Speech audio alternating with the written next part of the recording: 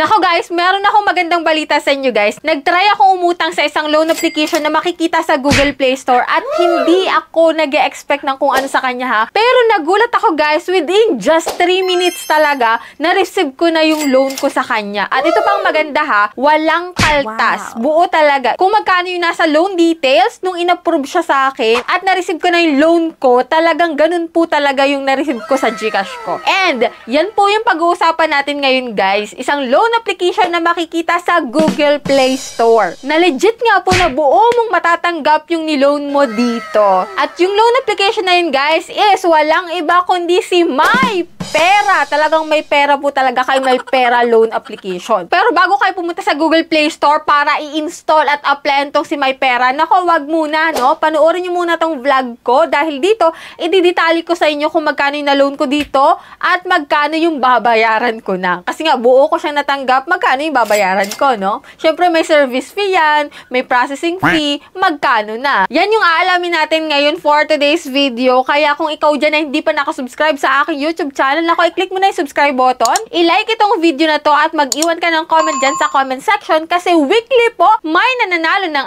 aming pa-GCash giveaway. Every Monday, 5 po yung aking pinipili na lucky winners. Every last Monday of the month, nako, may isang mananalo ng pa-cellphone giveaway. O diba, manunod ka lang dito na pwede mong utangan online. May chance ka na manalo sa pa-GCash at pa-cellphone. Kung hindi mo pa nakikita kung sino yung panalo ngayong week, i-check mo po yung upload ko nung Monday kasi naka-insert doon yung mga pangalan ng nanalo. At kung hindi ka pa nakakapag-claim, i-PM mo na ako sa aking Gmail account, Telegram account, and Facebook account. And balik na nga tayo dito guys, kay MyPera na nag-loan ako ulit sa kanya at buo kong na-receive yung loan amount ko dito. So kung magkano at magkano yung babayaran, so keep on watching.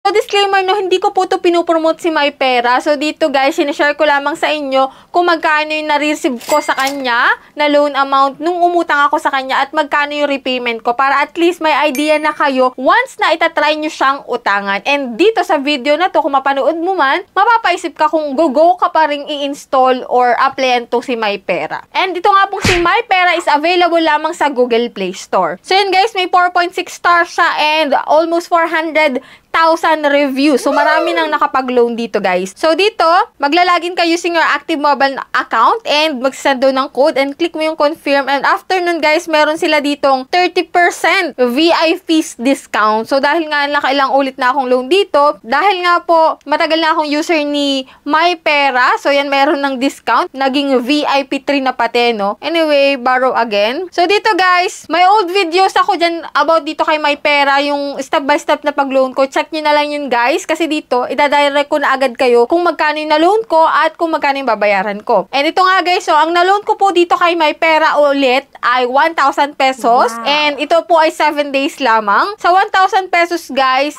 wala pong binawas doon, kundi buo ko pong na-receive yung 1,000 pesos. And hindi ako nag-intay ng 30 minutes bago ko siya na-receive. Wala pa atang 5 minutes na-receive ko na agad. And ito nga guys, no, ang nakakalungkot lang dyan, hindi nga niya binawas doon sa 1,000, pero after 7 days, ito na po yung babayaran mo. 1,420 pesos. Almost 420 pesos po yung karagdagan. So, ano-ano yung dinagdag doon guys? Syempre, nandyan yung interest na 10 pesos, service fee na 190 pesos, at management fee na 250 pesos. Yan po yung mga idinagdag. Kaya after 7 days, imbis sa 1,000 lang, 1,400 na po yung babayaran mo. Pero okay to guys ha, kasi buo mong matatanggap yung pera, walang kaltas. Unlike tong ibang loan application na doon pa mismo sa 1,000 ibabawas, like 600 na lang yung matatanggap mo. Like, doon sa 1,000 pa ibabawas yung mga interest, yung mga service fee, tapos 500 na lang yung marireceive mo. So, ano magagawa ng 500 kung maglo-loan ka sa gantong application? So, dito nga kay MyPera, buo mong matatanggap yung pera, and then yung mga service fee, management fee, and other fees is idadagdag na sa